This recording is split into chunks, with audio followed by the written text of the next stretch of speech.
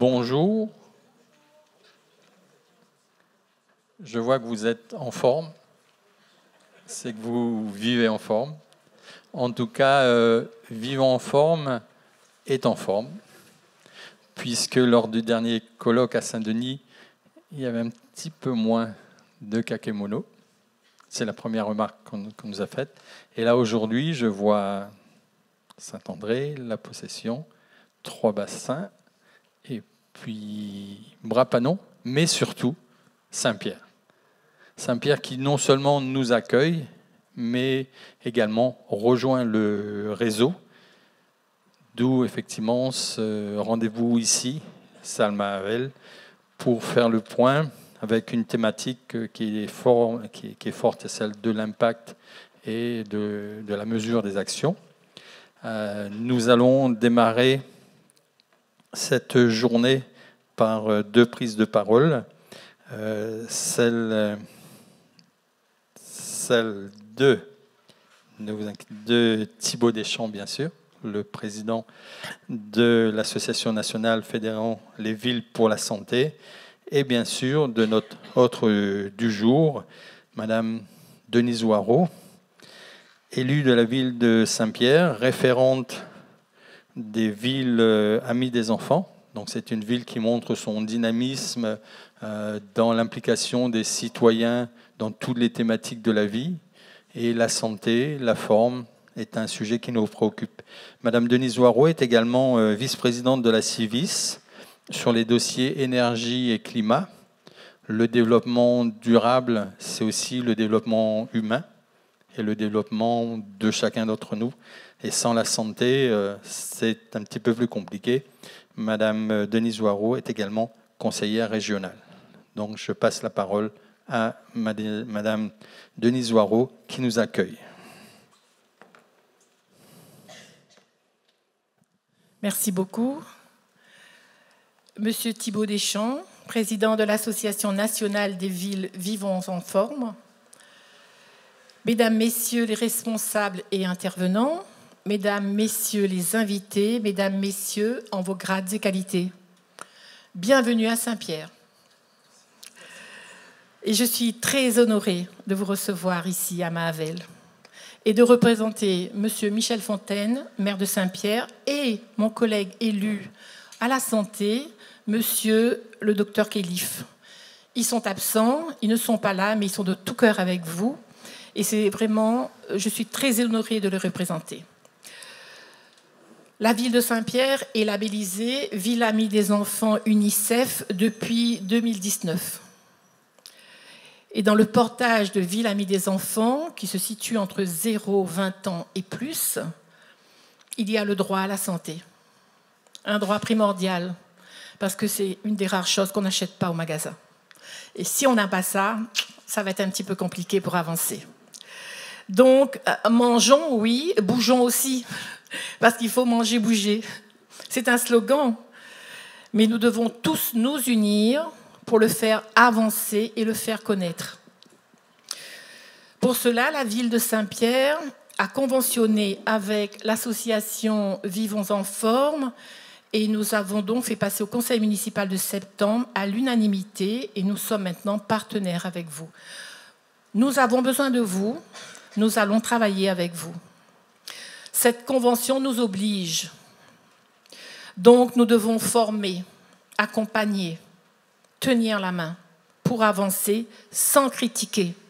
Le personnel des écoles, des centres aérés, des animateurs sportifs, des associations, la communauté de parents d'élèves, les familles, celles qui sont le plus éloignées de la connaissance. À nous de leur tenir la main pour les faire avancer ensemble, sans critiquer. Nous devons essaimer, manger mieux, manger bien, mais il faut manger pour avoir la santé, et bouger pour être en meilleure forme physique et mentale. Notre partenariat va prendre du sens parce que la ville de Saint-Pierre est en passe de signer son CLS, c'est-à-dire son contrat local de santé avec l'État, l'ARS et la ville. Cette signature se fera dans le courant du mois d'octobre, début novembre, en fonction des emplois du temps des uns et des autres. Ce CLS nous oblige à la santé, nous fait prendre conscience que nous devons aujourd'hui accompagner ce mot et unir nos forces. Donc, après Brapanon, Saint-André, La Possession, Trois-Bassins, la ville de Saint-Pierre et ses 85 000 habitants est heureuse d'avoir, en association avec vous, Ville en Forme, d'ouvrir un colloque ici à Mahavel. Je vous souhaite à tous des bons travaux, je vous souhaite une belle journée en forme et je vous dis que vous pouvez compter sur la ville. Nous sommes votre partenaire, nous voulons travailler avec vous parce que vous détenez beaucoup de connaissances. Le réseau de santé doit être fort. Ce que l'un réussit, il doit le partager avec l'autre. C'est comme ça, unis, qu'on pourra avancer. Nous ne pouvons pas travailler cloisonnés. Aujourd'hui, je suis là, mais je travaille en partenariat avec tous les élus du conseil municipal. Nous devons former tout le monde qui est en contact avec la population pour mieux manger, sans décrier, sans juger. Donc, je vous souhaite une bonne journée. Merci. Merci Madame Moirot. Vous avez bien fait de souligner qu'il a le droit à la santé et que celui-là, il ne s'achète pas forcément. Donc, manger, bouger, c'est une chose, mais il faut aussi savoir évaluer ce qui est à faire. C'est aussi important de mesurer l'impact des programmes, des actions et des dispositifs. Donc, c'est pour ça que Thibaut Deschamps et son équipe ont choisi cette thématique. Saint-Pierre, on salue bien sûr son entrée pour 3 ans dans le programme Vie en Forme, mais je pense que c'est pour un bail. De nombreuses initiatives ont précédé cette adhésion et nous le verrons lors du prochain débat, notamment avec Madame Hélène Germain, qui aura l'occasion de nous parler de quelque chose qui s'est passé sur le territoire. Et il y en a eu et il y en a d'autres. Thibaut Deschamps, donc président de l'association Fédérons la ville pour la santé, et porteuse du programme Vivons en Forme. Merci Guy, et merci Madame Moirot pour cet accueil et puis cette introduction dynamique, engageante. Donc merci en tout cas pour votre accueil et puis votre arrivée dans le programme. Nous en sommes ravis que cette grande et belle ville de Saint-Pierre nous rejoigne. Donc écoutez, je vous remercie et je vous salue toutes et tous. Et je suis ravi de vous retrouver. Donc c'est le 3e colloque annuel qu'on fait depuis l'arrivée, cette expérimentation du programme Vivons en Forme à La Réunion. Et nous sommes ravis de le faire un peu plus dans le sud de l'île, parce que les 2 précédents avaient eu lieu notamment sur Saint-Denis. Donc aujourd'hui, moi je suis ravi de vous retrouver dans le cadre de cet essaimage, parce que nous étions présents, c'est un programme qui compte aujourd'hui près de 280 communes, et qui était plutôt présent en métropole et qui n'était pas présent jusqu'à maintenant dans les Outre-mer. Donc grâce notamment à 2 personnes que je tiens tout particulièrement à saluer, donc Stéphane Cibalo, le président de l'association locale qui nous représente sur le territoire, et puis Isabelle Jallot, que vous connaissez toutes et tous évidemment par cœur, qui est notre dynamique, notre force vive locale. Donc je tiens, et on peut les remercier et les applaudir, parce que sans eux, c'est pas nous et c'est pas moi à 9500 km qui arriverait à mettre en place cette belle dynamique. Donc voilà, d'abord on a souhaité avoir justement donc une dynamique locale avec une association pour co-construire avec les acteurs du territoire. Et je salue la CGSS qui est parmi nous aussi pour parler de prévention et de promotion de la santé. Et puis moi je vais vous présenter un petit peu, parce que tout le monde ne connaît pas le programme Vivons en Forme, en quoi ça consiste.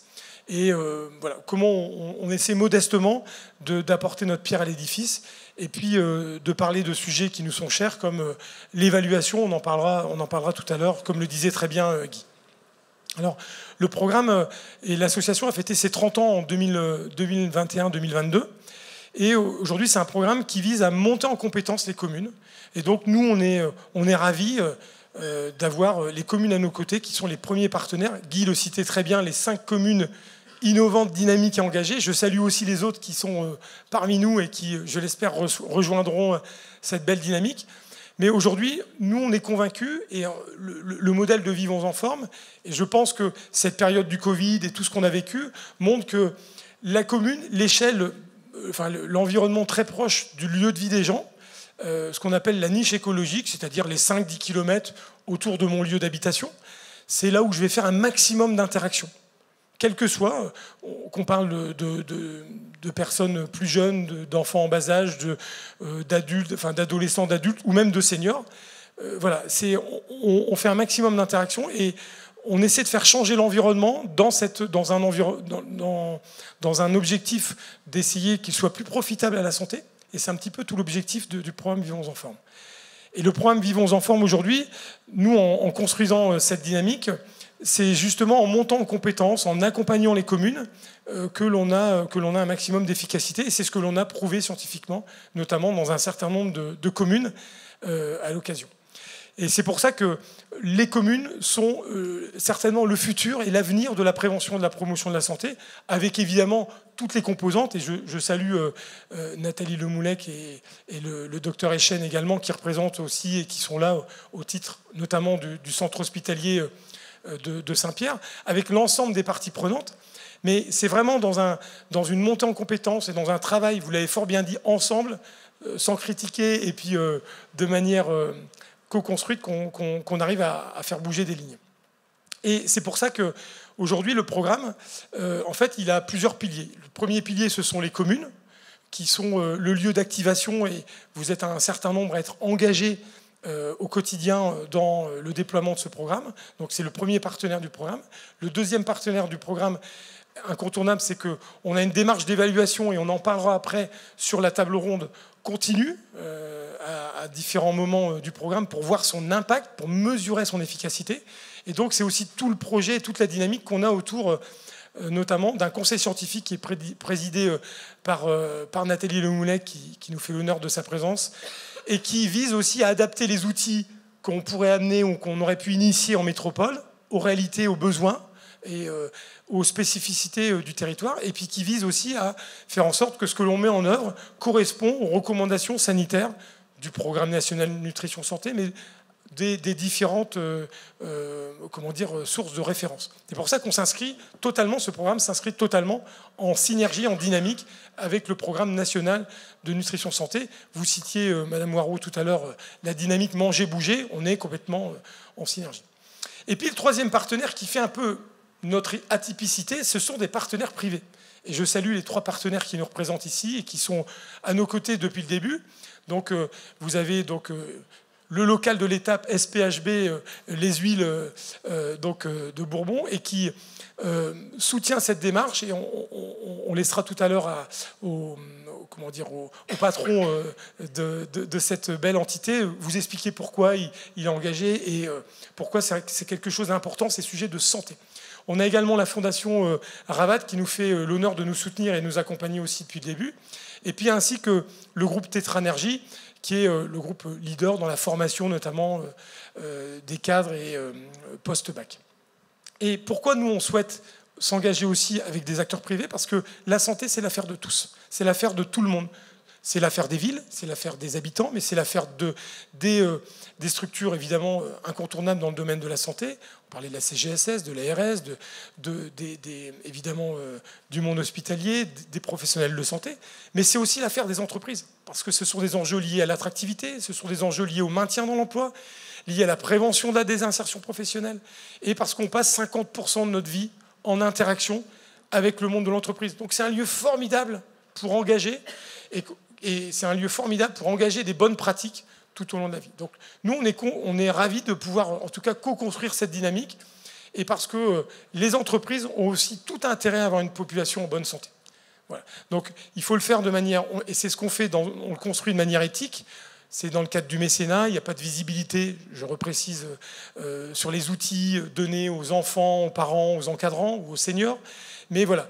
Mais en même temps, nous, on est fiers de montrer que c'est aussi quelque part dans l'avenir de la prévention et de la promotion, on a besoin des acteurs privés. On a besoin des acteurs privés parce qu'ils doivent se saisir de ces sujets de promotion et de prévention comme ils se saisissent de sujets liés à l'emploi, à l'insertion ou à la transition écologique.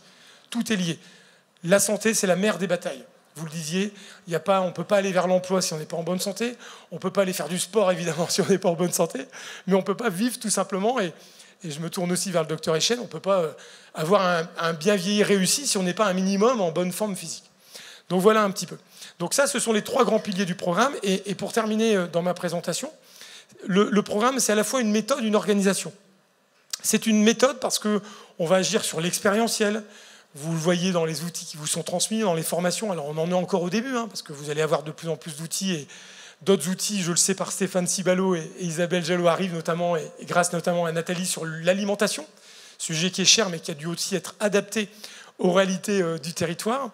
Et donc on est sur l'expérientiel, nous sommes sur les changements de comportement positif, comment on amène en vivant des expériences, des ateliers, on amène des changements de comportement, et notamment en mettant la priorité sur les élèves de primaire. Pourquoi ? Parce que c'est au même titre que je sais lire, écrire, nager, compter, faire du vélo, je crois que c'est tout, valeur de la citoyenneté aussi, et ben, j'essaie de permettre aux jeunes d'acquérir un minimum de bons comportements pour leur mode de vie en termes d'alimentation, en termes de découverte de la richesse des produits locaux, mais aussi en termes de sommeil, d'activité physique, pour finalement l'ancrer dans la mémoire profonde. Et même si finalement du vélo, j'en fais plus pendant 15-20 ans, ben je vais m'y remettre un jour et plus facilement parce que j'aurai appris tôt. Donc ça, c'est important. Donc c'est cette méthode qui nous semble importante. On parle de marketing social, de sciences comportementales, mais c'est vraiment quelque chose d'important.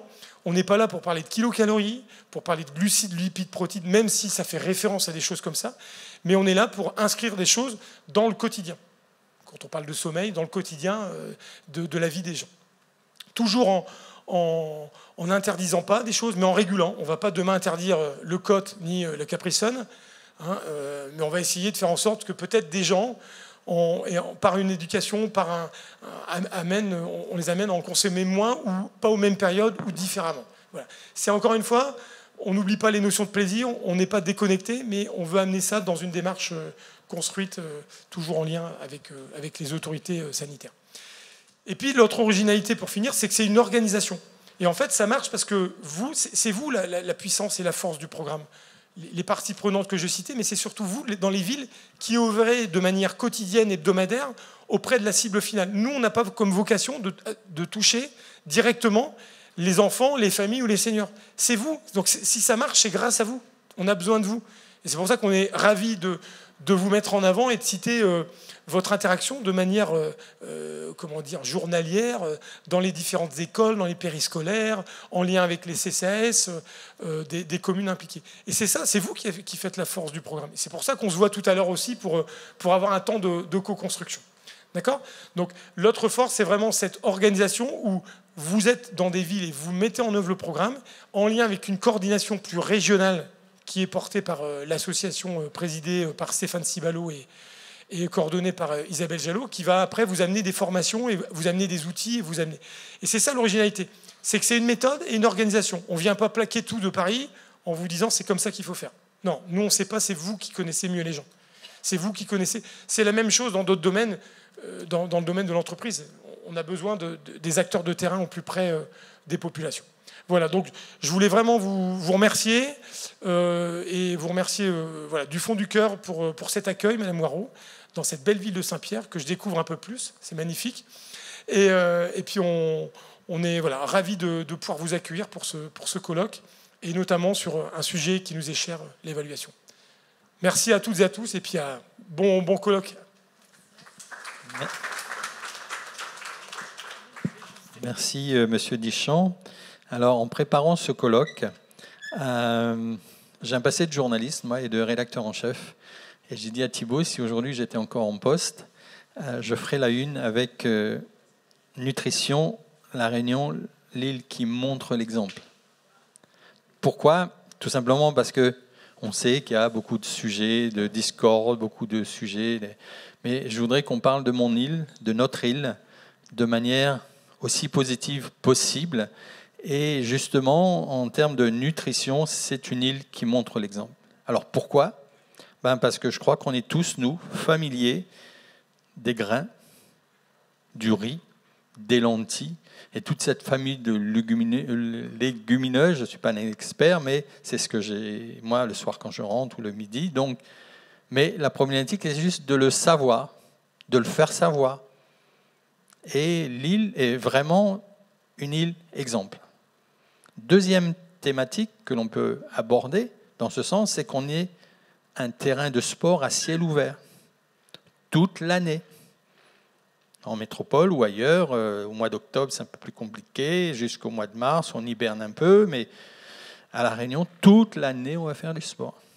Et il n'y a pas besoin, la santé, il n'y a pas besoin de s'acheter le dernier vélo électrique ou pas, mais les sentiers ne manquent pas. Le front de mer de Saint-Pierre ou ailleurs, on a des sentiers un petit peu plus sportifs, et oui, voilà, mais on a des fronts de mer. Donc, c'est vraiment une île exemple. Encore faut-il le faire savoir, encore faut-il, dans vos institutions, dans vos communes, mettre l'accent sur ces choses. Et tout à l'heure, M. Ticham parlait de l'exemple des boissons sucrées. Effectivement, il y a des combats contre les boissons sucrées, c'est comme le vin, avec modération. Mais j'ai appris, moi, en tant que sportif, je suis beaucoup dans le sport et l'éducation, que les boissons sucrées, je ne donnerai pas de nom, mais priorité au local peut-être, oui, pourquoi pas. Mais pourquoi pas après l'effort, pas avant et tout le temps, et surtout pas sans effort. Un peu comme moi, et je m'en excuse. Mais j'ai promis de me convertir. Voilà, donc vous voyez qu'on peut, voilà, toutes ces démarches-là, il faut les faire savoir. On a besoin, Vivons en forme a besoin des communes, a besoin des institutions, a besoin des institutions, des partenaires privés. Et c'est ce que nous allons voir dans 2 tables rondes qui vont réunir dans un petit instant la première que l'on va introduire, bien celle sur l'importance de l'évaluation des actions en prévention. Évidemment, pour mettre toutes ces choses-là, il faut les évaluer pour aller dans la bonne direction. Et là, nous aurons, je les invite à nous rejoindre, Christelle Schonnam pour son expertise dans le domaine professionnel, son expertise dans les programmes d'évaluation et dans les mesures d'impact. Elle se présentera en 2 petits mots pour nous dire quel était son terrain d'expertise. Je reçois aussi, nous recevons Nathalie Lemoulec, dont l'obésité est un combat. Voilà, c'est le combat, voilà, encore mieux. Non seulement un combat, mais le combat. Donc on est en plein dans notre thématique. Et Madame Lemoulec, si je prends sa petite présentation, elle est endocrinologue, médecin nutritionniste au CHU Sud. Nous accueillerons également Hélène Germain, qui nous parlera tout à l'heure des retours formidables.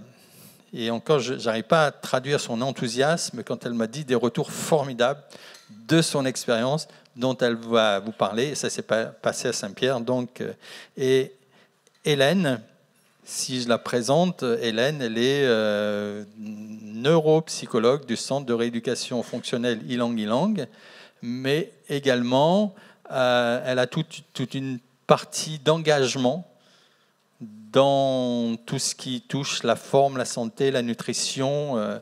Voilà. Donc nous avons avec nous de vrais experts, que ce soit parfois des experts de terrain ou parfois des experts dans les hôpitaux.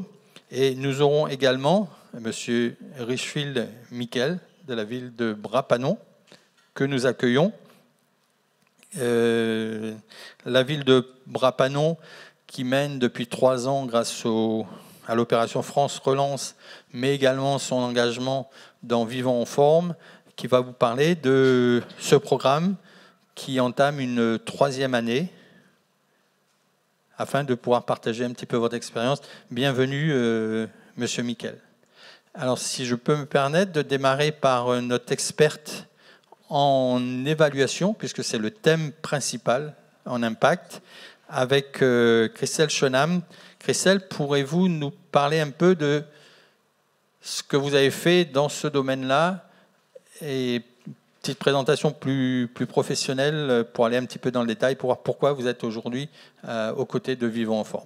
Bonjour à tous, merci pour cette invitation. Donc Christelle Schönam, j'ai été chargée de mise en œuvre pour l'IRD, Institut de recherche pour le développement, dans le cadre d'un projet d'innovation sociétale qui s'appelle Isopolis et que certains d'entre vous connaissent. Donc en fait, c'était un programme mené à l'échelle de La Réunion qui avait pour but de proposer un nouveau modèle sociétal basé sur le fait de renforcer la résilience des individus pour arriver à un bonheur durable, un bien-être durable au sein de la population. Étant donné que l'on accorde de l'importance qu'à ce qu'on mesure, on a décidé de faire de cette expérimentation le levier principal autour de la mesure d'impact. Pourquoi ? Parce qu'aujourd'hui, on se focalise beaucoup sur les indicateurs économiques et ce qu'on voulait prouver au sein d'Isopolis, c'est qu'on peut s'appuyer sur d'autres indicateurs. Des indicateurs basés sur la résilience des individus, sur le bien-être, la perception de sa santé, qui est importante, plutôt que son état de santé. Et donc, nous avons mené 6 expérimentations à des échelles différentes, donc échelle individuelle, échelle de l'organisation, échelle culturelle, au niveau aussi de la mise en réseau de tiers-lieux dédiés à l'alimentation, et enfin une expérimentation au niveau du bonheur réunionnais brut. Donc ça a été, en fait, on était en contact avec le centre BNB France, Bonheur National France, qui a en fait mené une enquête auprès du Bhoutan, et donc nous avons pu réaliser un questionnaire sur le bonheur réunionnais brut autour d'indicateurs locaux. Donc on a adapté les indicateurs du Bhoutan à La Réunion en prenant bien entendu en compte les indicateurs liés à la culture, à l'alimentation, justement pour pouvoir avoir une mesure plus en adéquation avec le territoire. Parce que l'évaluation, pour qu'elle soit pertinente et utile, doit être ancrée sur le territoire. Donc on a mené une expérimentation au niveau de la résilience des seniors, sur la résilience émotionnelle des seniors. L'idée était de se dire qu'il y a beaucoup d'actions qui sont menées au niveau du physique, mais quid de l'émotionnel du senior, qui peut être un levier et permettre aux seniors d'être autonomes plus longtemps. On a également mené une expérimentation sur la résilience culturelle. Je tiens à en parler parce que justement, on a pu, grâce à cette expérimentation, voir qu'il y a une certaine méconnaissance de l'histoire de l'île, une prise de conscience en fait, des participants sur le fait que connaître son territoire est important pour prendre sa place et agir, et être en mesure de mener des politiques publiques adéquates. Voilà. Et ensuite, la prise de conscience qu'il faut pouvoir essaimer et transmettre ces connaissances à plus grande échelle. Donc nous, à notre niveau, on était une dizaine de personnes. L'idée, c'était de mener ces expérimentations. Donc par expérimentation, ce sont des actions évaluées, donc qui ont été dont l'évaluation a commencé en amont de l'action et qui a permis de prototyper des actions en fonction des ressources disponibles et du temps disponible. Nous n'avions que 1 an et demi pour faire une preuve de concept, donc c'était un challenge assez fou que nous avons et pour lequel nous sommes toujours en train de finaliser les rapports, mais les résultats pourront vous être présentés. Donc c'est dans ce cadre-là que je souhaitais vous parler de l'évaluation et surtout dire qu'à La Réunion, il y a aussi un manque de compétences dans ce domaine et qu'il est important d'avoir des évaluateurs résidents à La Réunion, justement pour prendre en compte le contexte local et trouver des indicateurs adaptés. Quelques outils que vous avez mis en place, on peut peut-être aller un petit peu plus loin dans ce domaine, mais vous venez de parler de 6 échelles sur lesquelles vous avez travaillé. Il y avait des outils. Ce sont des échelles et des outils qui ont été expérimentés. Donc, s'il y en a un ou deux sur lesquels vous pourriez aller un petit peu plus loin. Mais je retiens, moi, 2 mots. Vous parlez des seniors. Une première expérience avec les seniors. Évidemment, dans le vivant en forme, oui, les seniors, c'est quelque chose aussi de capital, puisque les seniors, ce n'est pas que... rester à la maison, en EHPAD.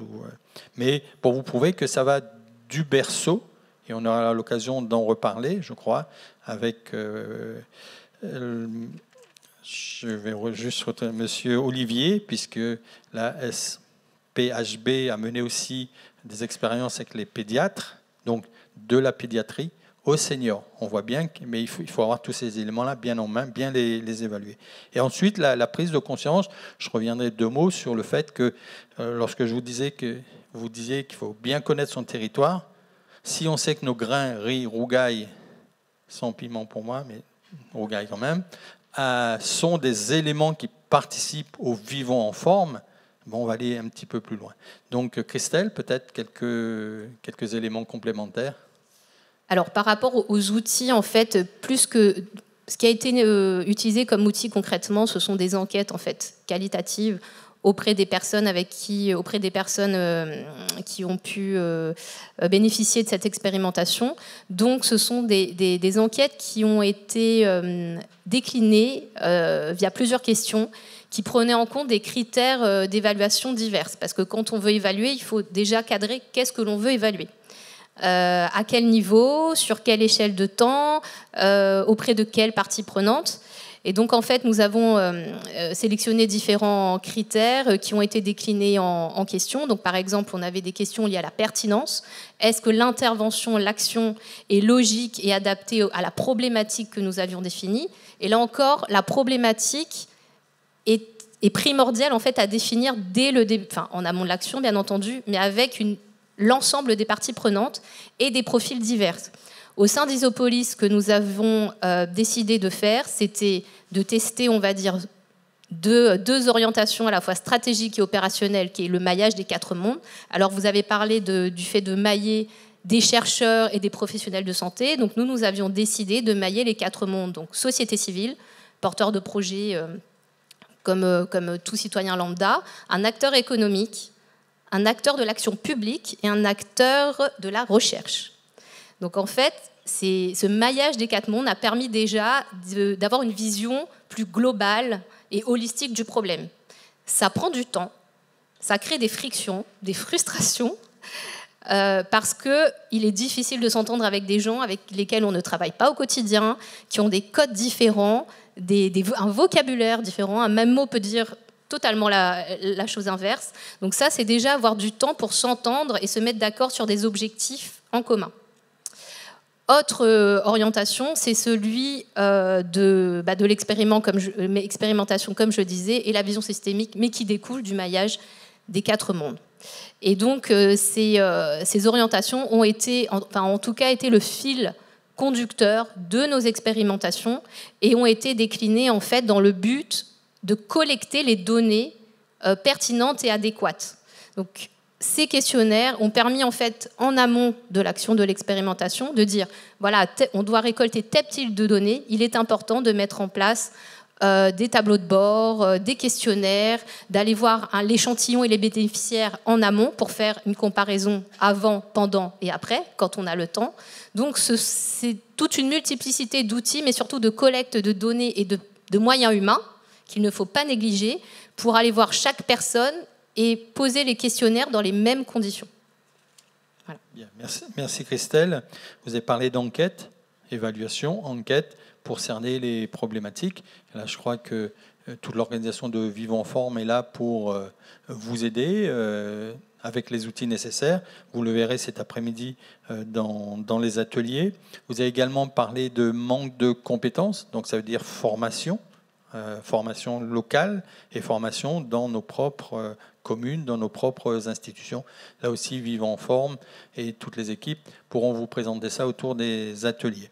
Alors, je vais passer le relais à Madame Lemoulec, dont elle est venue avec tellement d'enthousiasme à la tribune pour nous dire l'obésité, c'est pas mon combat, c'est le combat. Donc, dites-nous un petit peu comment vous avez mené ce combat et comment les communes, comme les associations peuvent s'inspirer ou peuvent se servir de vos travaux pour évaluer ce qu'il y a à faire. Parce que c'est peut-être pas forcément évident de se dire une commune s'occuper de la santé, mais c'est du domaine de l'État. Or, ce n'est pas que ça. Oui, merci beaucoup. Bonjour à tous. Donc, moi, c'est Nathalie Lemoulec. Donc, je suis médecin spécialiste, du coup, dans une spécialité qui regroupe maintenant la diabétologie, l'endocrinologie et la nutrition. Et donc, je suis au CHU de La Réunion, et à La Réunion depuis 30 ans. Voilà. Et donc, dans une spécialité où, c'est vrai, on a beaucoup, ce qui est très large, mais on a aussi toute la problématique de la nutrition et de l'obésité. Donc, dans ce cadre-là, je suis la référente médicale du centre spécialisé de l'obésité. Il y a un centre spécialisé de l'obésité à La Réunion, Comme il y en a 37 en France hexagonale et ultramarine, hein, c'est un des 37, on va dire.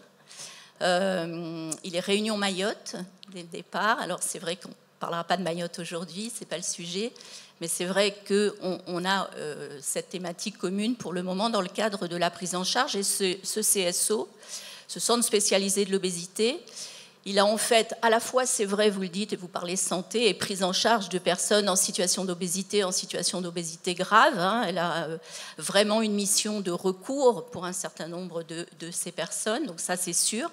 Mais elle a aussi, et surtout, c'est peut-être ce qui nous réunit aujourd'hui, une mission de coordination, sous l'égide de l'ARS, de coordination un petit peu des programmes santé autour de l'obésité. À la fois sur la ville, alors quand on parle de la ville, on parle ville santé, professionnelle de santé, là pour le coup. Et donc c'est aussi à ce niveau-là qu'on intervient sous l'égide de l'ARS, puisque comme on l'a bien souligné depuis le début, bien sûr, tout ça s'inscrit dans des politiques publiques. Et en matière de nutrition et d'obésité, il y en a encore un certain nombre, ne serait-ce que la feuille de route obésité qui a été publiée en 2019. Bon, juste avant le Covid, il y a eu pas mal de choses. Donc voilà, donc c'est un petit peu dans ce cadre-là. Et pour vous dire donc faire le lien en fait entre les professionnels de santé, le monde de la santé hospitalier, qu'il soit public ou qu'il soit privé, et bien sûr les usagers, les personnes. Ça, c'est ce lien-là. Et donc ce travail, c'est un travail de longue haleine. C'est vrai que c'est un combat voilà, qui commence de l'enfance et qui va se poursuivre. Donc c'est vrai qu'on est très engagé là-dedans. Le niveau de quelle place pour les villes est très important parce que, et là on bat sa coulpe un petit peu en tant que professionnel de santé, a fortiori hospitalier, c'est que chacun reste un petit peu dans ses tours d'ivoire. Hein, on a moins de partage, mais même si on y travaille, on ne s'exclut pas. Et surtout, on a des champs d'action différents. Vous disiez, est-ce que c'est du rôle de la commune de prendre en charge les personnes en situation d'obésité ? Oui, comme toute autre personne de la commune, je dirais. Là, il n'y a pas vraiment une action, mais l'action dans le domaine de l'obésité de la commune, elle est vraiment dans ce qui nous réunit aujourd'hui, de la prévention. Et qui mieux que la commune à ce moment-là a la vision exacte de son territoire, des personnes qui l'habitent, etc., des infrastructures qui sont, et qui peut mieux développer ces infrastructures, qu'elles soient autour de l'activité, qu'elles soient aussi autour du mieux manger, de façon générale. On est dans la prévention quand on est dans une commune, même s'il peut y avoir des liens, des ponts sur des situations de personnes en situation d'obésité. J'ai bien aimé Madame Moirot, vous êtes revenue plusieurs fois, on sent que c'est quelque chose qui vous touche et qui vous tient à cœur sur ce non-jugement, cette bienveillance, etc. Elle est encore plus, on va dire, nécessaire vis-à-vis des personnes en situation d'obésité qui vivent quotidiennement aussi une certaine, sinon une stigmatisation certaine. Donc voilà, donc les communes, oui, par rapport à la santé sur ces personnes-là, parce qu'on peut y avoir des ponts avec le monde de la santé sur justement comment est-ce qu'on vit au mieux dans notre environnement quand on est en situation d'obésité. Mais je dirais c'est surtout ce qui nous lie aujourd'hui et qui nous réunit aujourd'hui autour de la prévention et à travers de programmes comme celui de VIF. Donc ça, et ce qui serait intéressant, peut-être on en discutera aussi cet après-midi sur ce qui est une des questions, c'est justement comment on fait ce pont, comment on fait ce lien. Là, on parlait du centre spécialisé de l'obésité, on parlait du collectif scientifique de VIF. Voilà, comment est-ce qu'aussi on fait le pont avec ces acteurs de terrain qui sont en train de mener des programmes comme celui qui nous réunit aujourd'hui, et comment est-ce qu'on peut avancer ensemble. Et ça, on est encore un petit peu fractionné, cantonné. Voilà. Je crois que ce colloque, il est là pour ça, et avec des professionnels. Christelle Schonam a bien parlé de comment réunir des interlocuteurs qui sont parfois antagonistes, mais pas que, mais qui ont la même démarche, le même objectif. Mais parfois, il faut s'appuyer sur vivons en forme pour créer le lien. J'ai retenu réunir, coordonner, faire le lien. À toutes les échelles, que ce soit effectivement chez les scientifiques, les bureaux, mais aussi dans les quartiers, dans les écoles, dans les familles. Famille, on pense CCAS, école, on pense au système scolaire, et quartier, on pense à la vie associative. Et là, je pense qu'Hélène Germain va pouvoir nous parler effectivement de ces retours formidables. Mais puisqu'il y a eu des retours formidables, il y a eu d'abord une expérimentation, associative ou pas. Vous allez nous parler de ce qui s'est passé, de cette expérience réussie et reconnue à La Réunion, puisqu'il s'agit de la ville de Saint-Pierre, mais qu'il va falloir proroger. Il va falloir, voilà, c'est un travail, vous l'avez dit, de longue haleine. Hein, on met en place des choses, et après, quelle est la suite? Et je pense que ce colloque, il est là pour ça. Et si aujourd'hui, Vivons en forme, depuis 3 ans, SEM, je n'ai pas la bonne parole, mais en tout cas, est là pour montrer toute sa démarche, on va s'en servir. Des exemples à La Réunion, mais aussi des exemples en métropole, puisque Hélène Germain m'a parlé d'une commune qui est mondialement connue dans le domaine de la nutrition. Si je vous donne le nom, je l'ai oublié, donc ce n'est ni Paris, ni Bordeaux, ni c'est... Montsartou, qui est une petite ville près de Nice. Est-ce que vous connaissez Montsartou? Voilà. Donc, voilà. Madame Germain, je vous laisse la parole pour dire d'abord peut-être ce qui s'est passé à Saint-Pierre, comment vous avez vécu les choses, et puis on parlera de Montsartou, qui est maintenant une ville connue de nous tous. Bonjour, donc merci de m'accueillir. Donc moi je suis neuropsychologue et en fait j'ai travaillé, je voulais m'investir dans le domaine des cantines scolaires. Puisqu'en fait, donc je suis neuropsychologue spécialisée dans tout ce qui est pathologie neurodéveloppementale.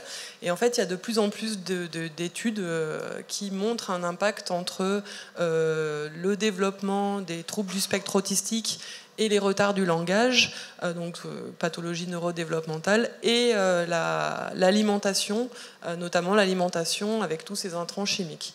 Et donc, je trouvais que du coup, travailler sur la cantine scolaire, ça pouvait être un levier très intéressant pour améliorer la santé des enfants, que ce soit pas uniquement les enfants de classe supérieure élevée qui puissent manger des aliments de qualité, qui puissent manger une agriculture, enfin des aliments issus de l'agriculture biologique.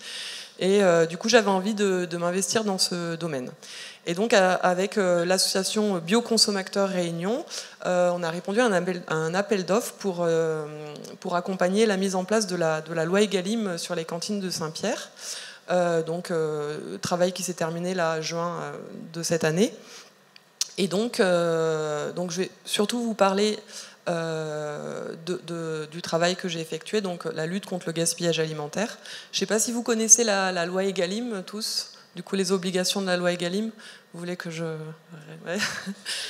Donc, depuis le 1er janvier 2022, il y a du coup une obligation au niveau de la restauration scolaire, de la restauration collective, d'avoir 50% de produits de qualité, dont 20% issus de l'agriculture biologique. Alors à La Réunion, au vu des difficultés d'approvisionnement, ces exigences ont été revues à la baisse. On a plutôt 20% de produits de qualité et 5% de produits bio, puisque voilà. Il y a une obligation de mettre en place une démarche de lutte contre le gaspillage alimentaire, des dons alimentaires. Il y a la proposition d'un repas végétarien, donc au niveau, une fois par semaine minimum. Voilà, donc on sait que l'alimentation, augmenter l'apport des végétaux est bon pour notre santé, est bon pour l'environnement. Donc voilà. Il y avait aussi, il y a d'autres objectifs comme la substitution des plastiques qui polluent nos océans et pas que, et notre corps. Voilà, il y avait tout un tas d'objectifs qui étaient très intéressants et donc un super levier pour accéder à une alimentation de meilleure qualité pour tous à travers l'éducation, à travers l'école. Donc voilà, donc c'est dans ce cadre qu'on est intervenu avec une diététicienne. Et donc, du coup, le travail de lutte contre le gaspillage alimentaire, il s'est effectué en 3 phases. D'abord, une première phase de diagnostic, où on a quantifié un peu le gaspillage alimentaire. Donc, concrètement, en fait, on a monté une équipe ultra motivée avec des enfants bien sûr, qui sont les premiers acteurs des changements, des enseignants, des directeurs, le personnel de la cantine, les chefs cuistots, le personnel de la mairie de Saint-Pierre.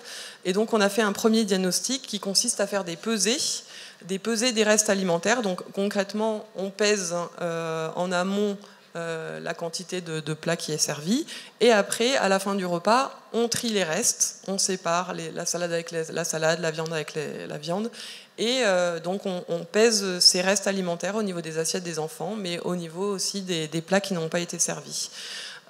Donc du coup, le gaspillage alimentaire était assez important, puisque c'était du coup la première fois du coup que ce travail s'effectuait.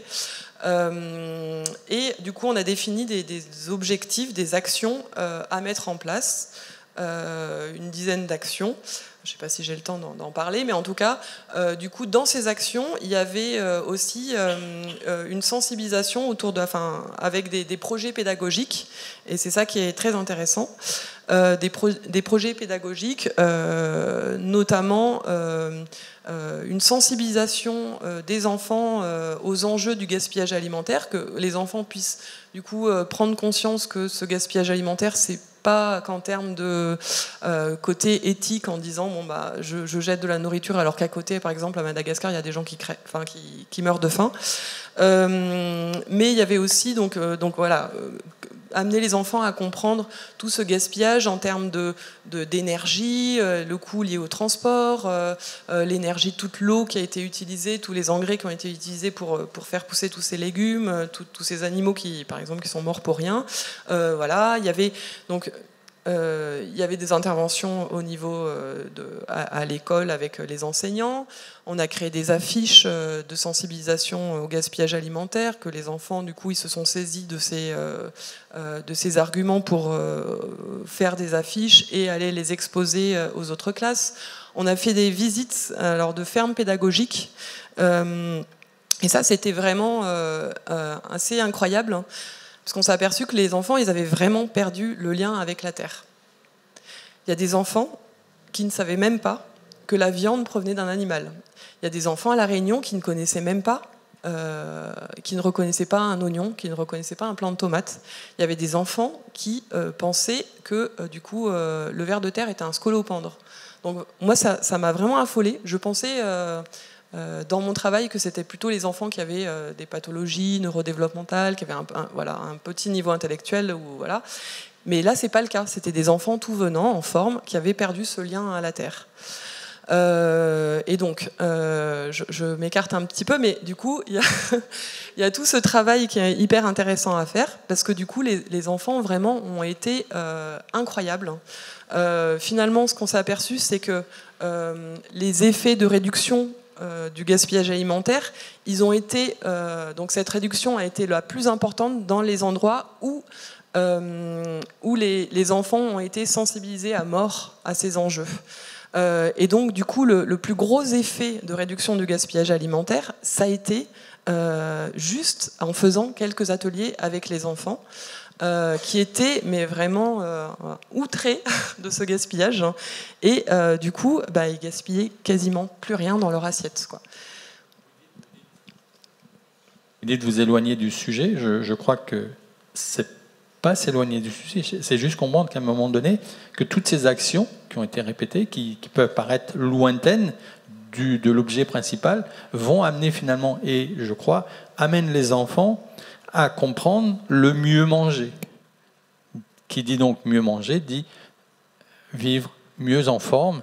Et je pense que c'est pas tout à fait s'éloigner du sujet. C'est un ensemble, on a dit, les partenaires sont importants. Le privé, la vie associative, les vivants en forme ou les scientifiques, tout ça, tout à l'heure, on arrête de parler de liens, de communiquer, d'échanger, et on est en plein dedans. Comment est-ce que vous, par exemple, une démarche évaluative aurait pu vous aider, non pas à faire mieux, parce que vous avez déjà fait beaucoup de choses, mais qu'aurait pu vous apporter une démarche évaluative ? Déjà, on a pu quand même un petit peu évaluer les effets. Donc là, on a des chiffres qui évaluent en termes de quantité quantité, donc réduction du gaspillage alimentaire, mais aussi quantité de légumes qui ont été mangés. Et ça, je l'avais pas encore... donc on a des chiffres qui montrent que dans les écoles où il y a eu des projets pédagogiques un peu béton, les enfants mangeaient naturellement plus de légumes. Alors que c'était pas du tout un objectif de travail, en fait, cette augmentation des légumes. Donc ça, c'était en termes de quantité. Mais il y a eu d'autres aussi effets inattendus, c'est-à-dire que en fait, ces changements de comportement alimentaire, ils se sont répercutés au niveau de la maison. C'est-à-dire que les enfants allaient voir leurs parents en disant non, jette pas ce riz, on peut faire un riz chauffé, et proposer par exemple aux parents pourquoi on n'irait pas faire le marché pour cuisiner des légumes. En fait, ils avaient plus envie de cuisiner avec leurs parents. Et donc ça, je trouvais que c'était hyper chouette, et on aurait pu le mesurer avec un questionnaire pour voir les habitudes alimentaires avant et après ces interventions. Voilà. Et là, on a fait la transition avec l'impact, puisque l'impact, il n'est peut-être pas scientifique dans la démonstration, mais il est dans la famille, puisque vous avez dit que le jeune a amené sa famille. On peut manger mieux du riz, on peut faire ci, on peut aller au marché. Donc, mais tout cela, cet impact-là, là je reprends un peu ma casquette de journaliste, il faut absolument le faire savoir. Il faut communiquer, il faut... voilà. Et ça, c'est une démarche... C'est vrai que je pense que votre travail, rien qu'à lui, aurait mérité un colloque. Comme chacun. Mais aujourd'hui, on est dans un colloque où on a plusieurs partenaires réunis. 4e partenaire qui est avec nous, c'est au niveau d'une commune. Alors, M. Richeville-Miquel, de la ville de Bras-Panon, qui va nous l'expliquer à travers le plan France Relance, et avec le soutien de Vivons en forme, a pu mettre en place une action qui aujourd'hui se déroule, et nous sommes en 2003, la 3e année. Pouvez-vous nous en parler un petit peu, notamment sur le volet du mieux manger et des répercussions que cela a sur la forme et la santé des habitants de Bras-Panon? En fait... je ne sais pas si vous avez fait exprès, mais on se rapproche du terrain en allant dans ce sens. Et quand on est du terrain, sur le terrain, en fait, c'est la municipalité. C'est nos élus qui représentent les concitoyens. Et ensuite, les concitoyens, ce sont les consommateurs, ce sont les enfants, ce sont ceux qui sont en bout, donc au bout. Et en fait, effectivement, donc, il nous faut savoir qu'est-ce qu'on peut apporter pour qu'il y ait du changement. Moi, je ne veux pas faire l'analyse de la situation, le climat et tout ça. Nous savons tous qu'il y a plein de choses qui ne vont plus et que nous devons réagir. Mais au niveau d'une commune, on se retrouve au premier plan et nous devons résoudre en fait des problèmes de tout genre. Donc la précarité alimentaire, changer l'agriculture, que l'agriculteur ne mette plus n'importe quoi dans son truc, qu'en cantine, ils aient un pourcentage, etc. Vous savez, c'est entre guillemets monstrueux, mais c'est aussi fantastique.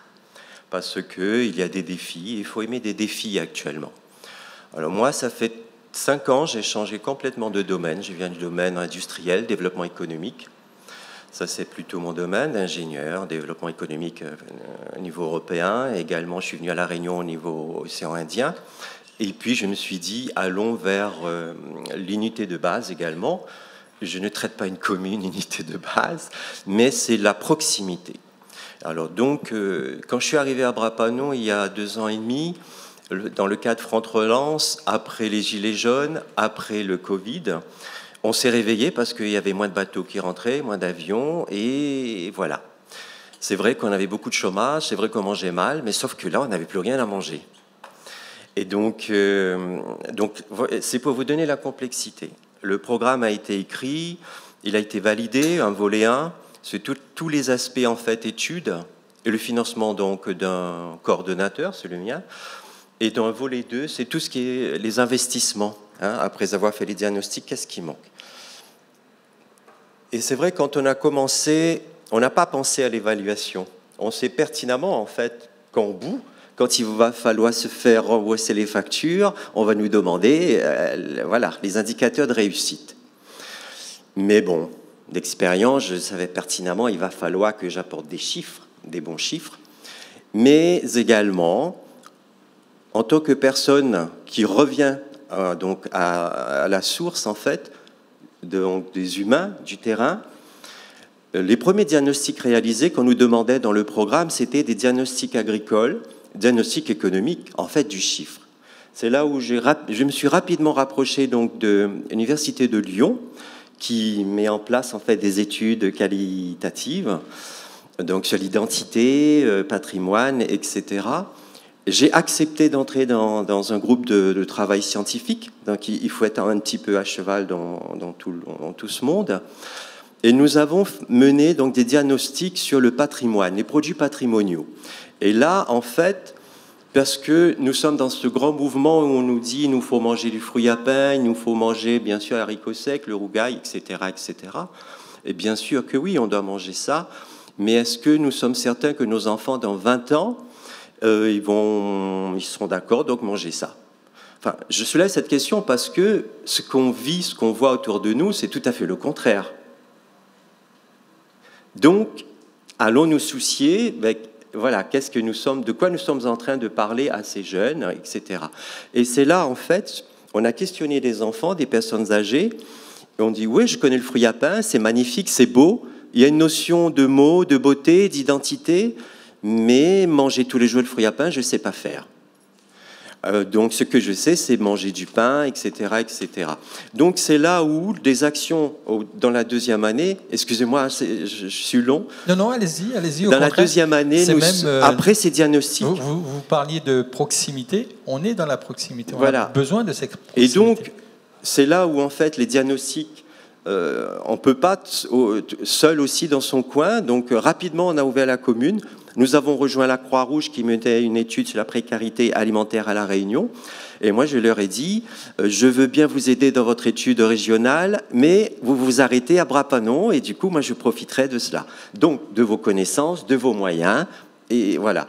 Ensuite, de telles institutions ont les moyens de mener des évaluations. Ensuite, au niveau de VIF, on dit, OK, on met des actions en place. Votre expérience au niveau national, j'en veux, rapportez-moi ça, et au niveau local, j'en fais mon affaire. Mais quand je dis « je », en fait, c'est avec une équipe de terrain. Dans une municipalité, vous avez ce qu'on appelle donc les centres communaux communal d'action sociale, les CCAS, et bien d'autres services d'écoute de proximité. Et ce sont des gens qui sont déjà en état de marche, et c'est avec eux, et donc c'est là, moi, je fais le relais, le coordonnateur, avec ce qui existe au niveau national, ce qui existe régional, et je me mets entre cela et la municipalité, et je coordonne. Et j'essaie de veiller à ce que il y a ceux qui sont dans l'opérationnalité, la proximité, l'urgence, au niveau de la commune, ceux qui aujourd'hui s'arrêtent et veulent mener des études, et à partir de cela, ensemble, on va construire. Et là, nous sommes en train de construire notre méthode d'évaluation. Le faire autrement, effectivement, autrement qu'avec des chiffres. Alors, je suis très heureux d'apprendre là, ce que vous avez fait. Je pense qu'on va travailler ensemble. Et c'est ce que je suis en train de faire. Donc là, on s'est rapproché de Supagro Montpellier, Paris. Également, le parc national nous accompagne dans ce travail, parce qu'il y a des enjeux de cadre de vie, qualité, endémique, pas endémique, et dans tous les domaines, il y a de l'endémisme, c'est-à-dire, bon, je ne développe pas le sujet, et c'est tout ça, il faut poser en fait des méthodes de calcul, des méthodes d'évaluation, et ensuite, je vais revenir auprès donc, des services municipaux, de la population, des agriculteurs. J'ai terminé, là, je reviens comment j'ai introduit en fait cette conversation. Savoir qu'est-ce qui a changé chez eux. Voilà, quel impact. Et avant les impacts, bien sûr, les indicateurs. Vous avez parlé de quelque chose de fort qui est de co-construire. Les besoins sont là, les interlocuteurs sont là. Maintenant, on va co-construire. Effectivement, la chaîne, on parle de chaîne alimentaire, mais on peut aussi parler de chaîne de partenaires. Si on parle du besoin d'évaluer jusqu'au terrain, on est complètement dans cette chaîne-là. Voilà. Alors, on va peut-être passer par une petite phase de questions-réponses. Je pense que vous avez des besoins exprimés ou vous avez peut-être vous-même, vous avez amener des expériences sur les terrains. Vous avez là 4 personnes qui, dans des domaines différents, sont intervenues. La parole est ouverte. Je prends la parole parce qu'après, on a un agenda contraint. Je disais ça à Mme Jalot tout à l'heure. Du coup, je pense qu'on se connaît plus ou moins. Isaïe Or de Trois-Bassins. On a une toute petite équipe autour de nous, là. Clémence, Liliane, Erika et Jessica. C'est avec donc moi je suis le coordonnateur du Centre communal d'action sociale, mais en fait aujourd'hui on est des développeurs de l'innovation du coup pour notre présence ce matin. En écoutant les experts que vous êtes, en fin de compte nous avons essayé de faire un maillage territorial avec les actions de proximité. Du coup, nous sommes partis nous avons fait un maillage de lutte contre le gaspillage alimentaire. Vous êtes partis avec des enfants, nous, avec des élèves. Nous sommes partis avec des familles. C'est-à-dire comment lutter contre le gaspillage en mangeant mieux, en mangeant bien et en ne pas jetant ce que nous n'avons encore dans le frigidaire. Pourquoi nous acheter puisque nous avons encore un chouchou, nous avons encore un tomate, nous avons encore... voilà, pour que nous ça jeter. Donc ça, c'est Erika qui a mené ça avec un coach nutritionniste, Cécile Loireau, que vous connaissez sans doute, ceux qui sont autour de là, pour qu'on puisse travailler avec ces familles.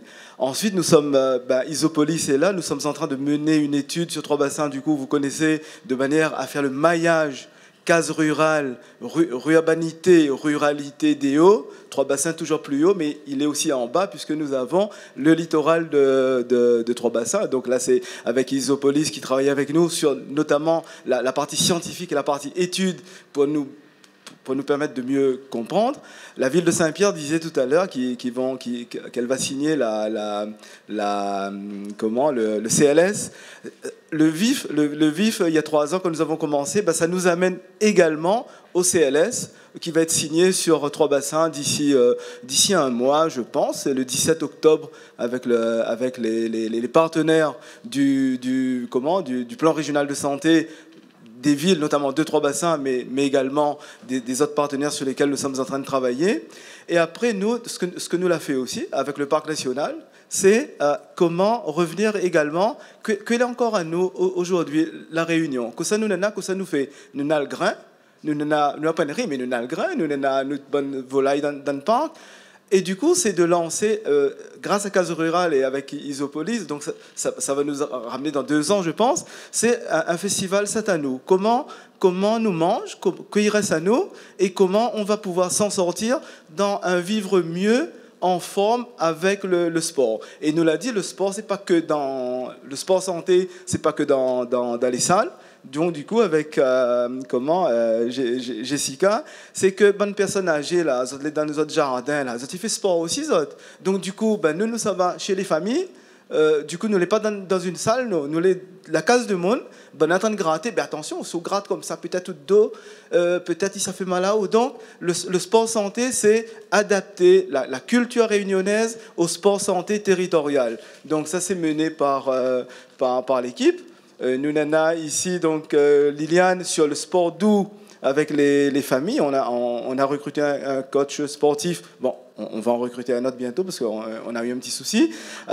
Et du coup, c'est avec Clémence Pougari, sport santé, qui a une antériorité sur Trois-Bassins, une expérience de 30 ans, madame.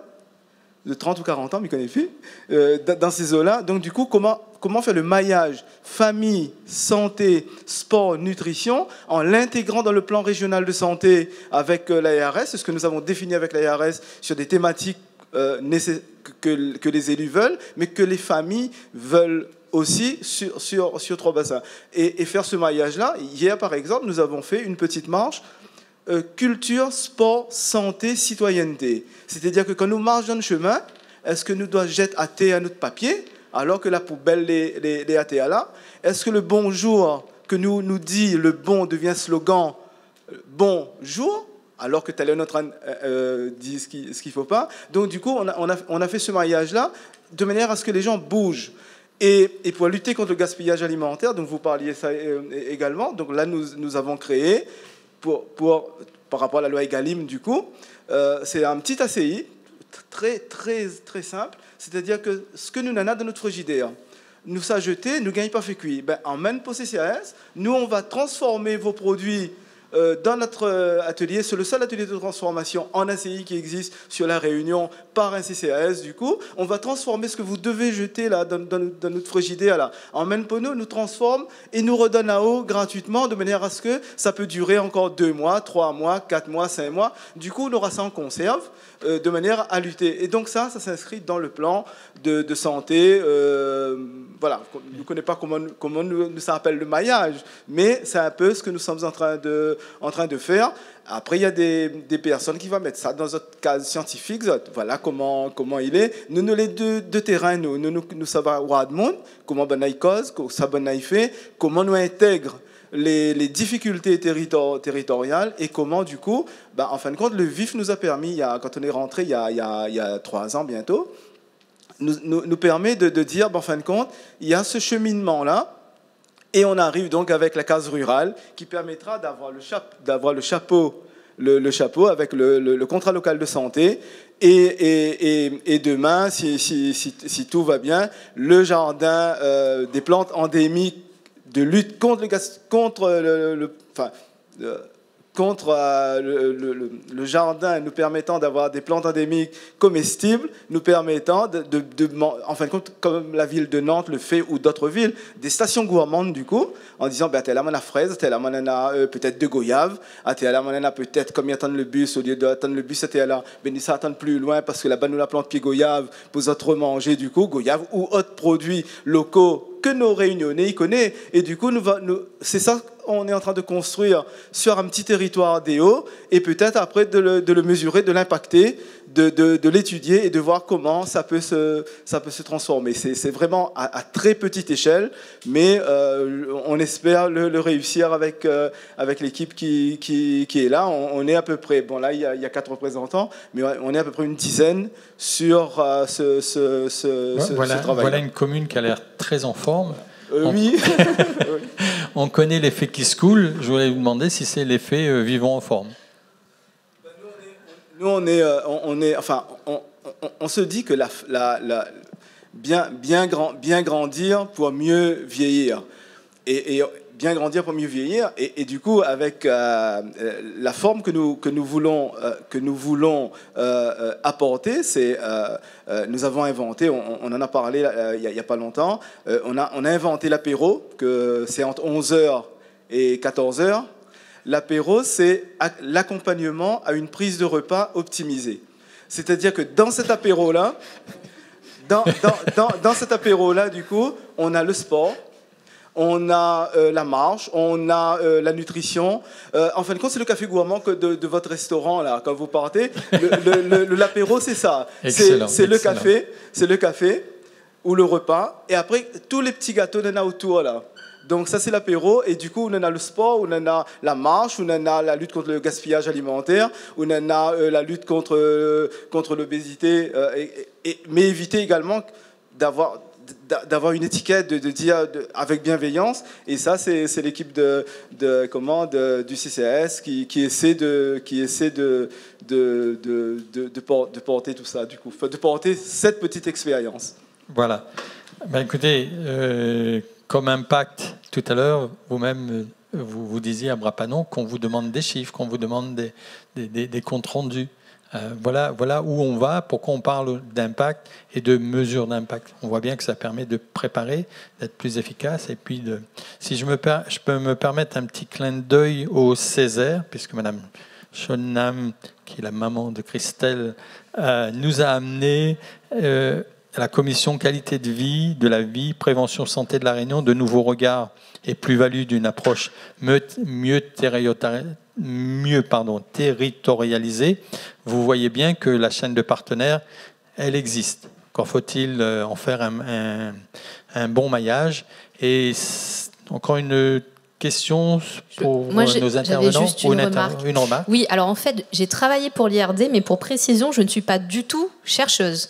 En fait, je suis issue de la société civile. J'ai toujours été engagée dans des associations, enfin des actions bénévoles, en tant que chef. Et puis dans le cadre professionnel, j'ai été chef de projet, chargée de mise en œuvre ou coordinatrice. Et en fait, c'est important en fait l'équilibre des mondes et la coopération. Donc moi j'ai découvert l'évaluation dans le cadre d'Isopolis, et c'est là qu'on a testé le fait de mettre en binôme un chercheur et quelqu'un issu de la société civile. Et on a extrêmement appris parce que les données de terrain sont aussi importantes que les données universitaires et académiques. Ça, je tiens à le dire. Pourquoi ? Parce qu'en fait, il faut garder en tête que le défi de l'évaluation doit être utile. Quand on dit utile, c'est pas un rapport qui va rester dans un carton, que personne ne va comprendre, avec des données inutilisables. En fait, l'enjeu de l'évaluation, ça peut nous permettre d'apprendre, de connaître, donc connaître des connaissances académiques, mais des connaissances de terrain, estimer les effets d'un programme.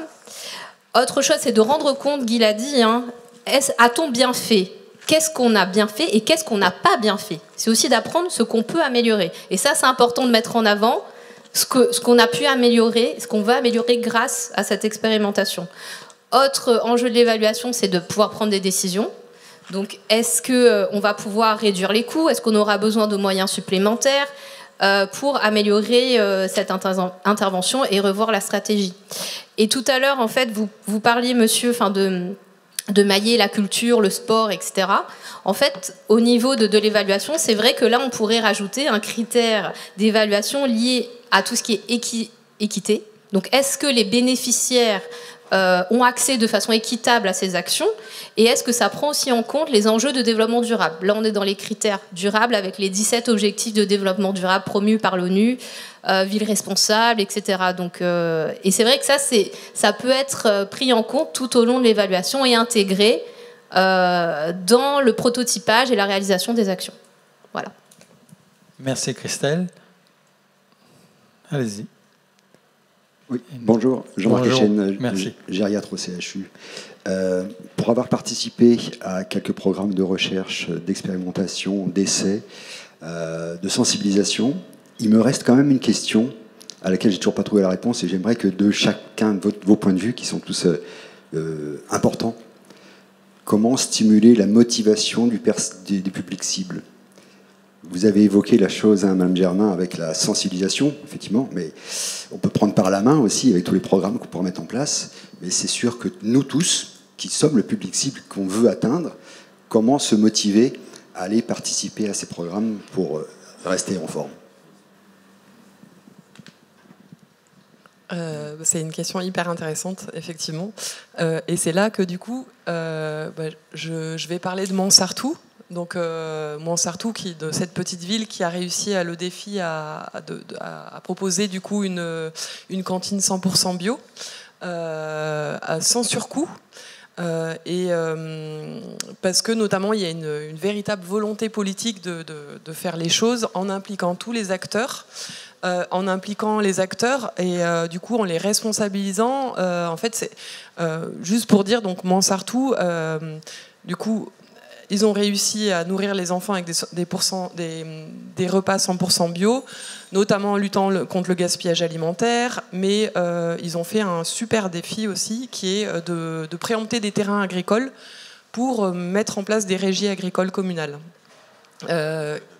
Voilà, donc en totale autonomie, donc il y a 85% des légumes qui proviennent de la régie agricole. La lutte contre le gaspillage alimentaire a permis de faire des économies, à peu près 20 centimes par repas, ce qui est assez énorme, pour réinvestir du coup dans ces produits de qualité.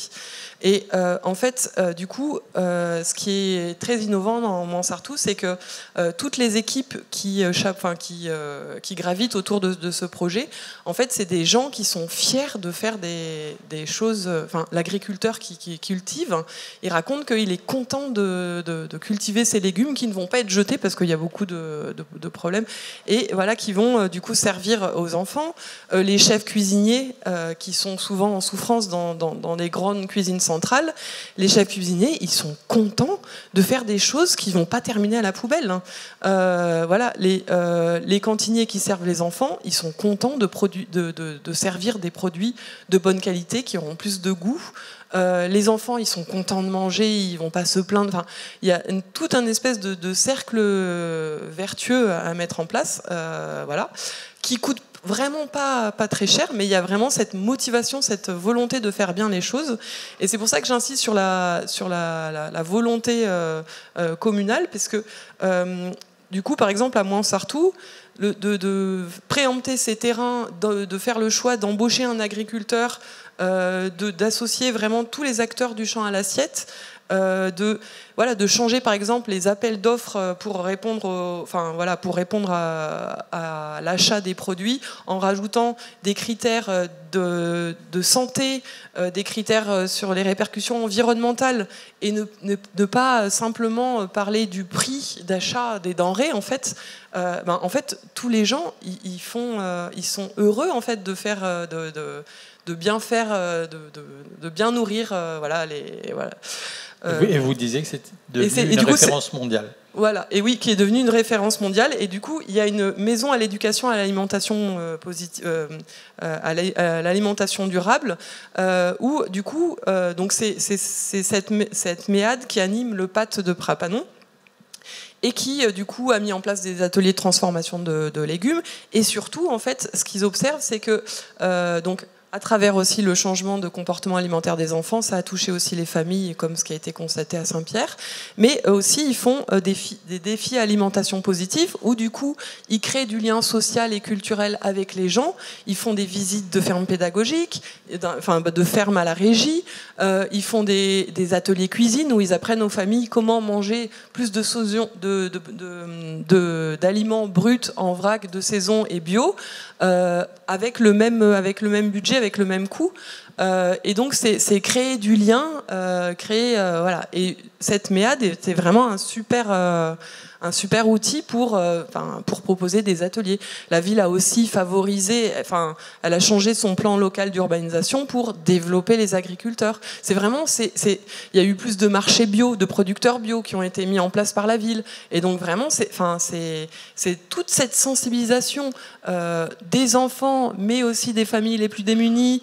Et voilà, c'est un espèce de cercle vertueux qui a permis de mobiliser la motivation des gens. Et il y a eu un réel impact, c'est-à-dire que 66% des citoyens ont changé drastiquement leur comportement alimentaire.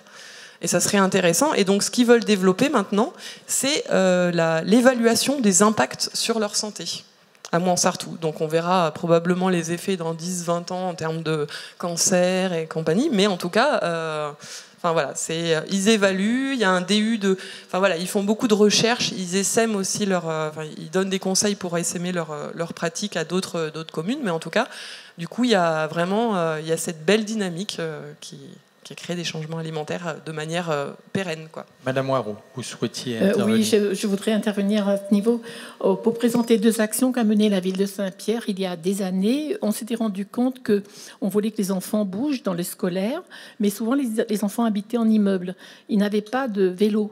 Donc, avec la sécurité routière qui intervenait dans les établissements scolaires, on s'est dit qu'on va mailler pour que les enfants passent dans un tamis et aucun enfant ne saura sortir de son cursus de cycle 2, cycle 3 sans avoir fait la démarche sécurité routière, donc avoir appris à faire du vélo.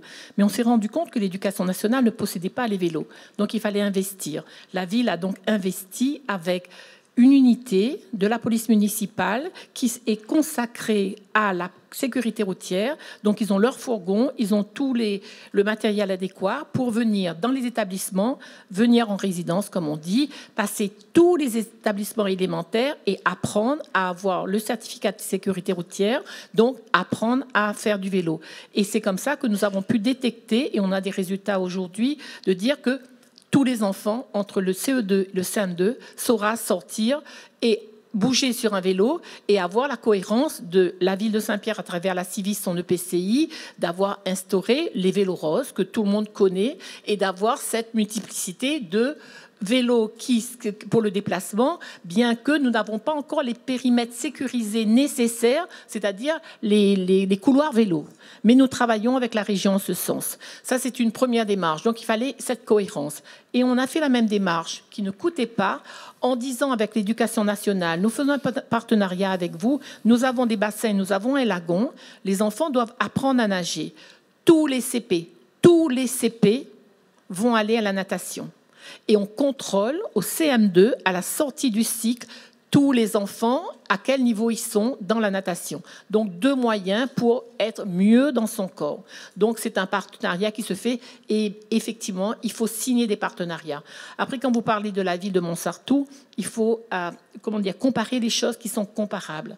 Dans les villes comme Brapanon, qui est des petites villes, et Saint-Pierre, où vous devez servir des repas pour 10 000 enfants que dans les écoles.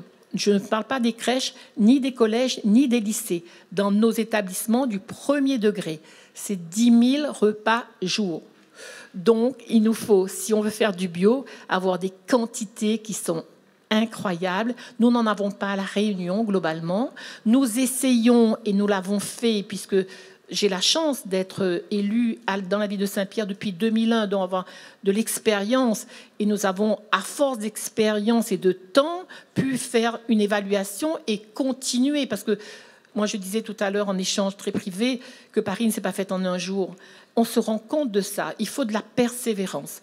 Et donc, on a structuré les filières qui étaient faisables. À l'époque, c'était les filières bovines, le caprin, tout ça, pour avoir de la consommation qui était locale. Et puis, aujourd'hui, les marqueurs qui nous obligent par rapport à ce que demande le gouvernement, nous devons, par exemple, sur une strate de ville de plus de 50 000 habitants, faire un bilan carbone. Donc, vous ne pouvez pas faire venir tout et n'importe quoi, même dans les marchés publics. La ville de Saint-Pierre s'est inscrite et son bilan carbone est actif.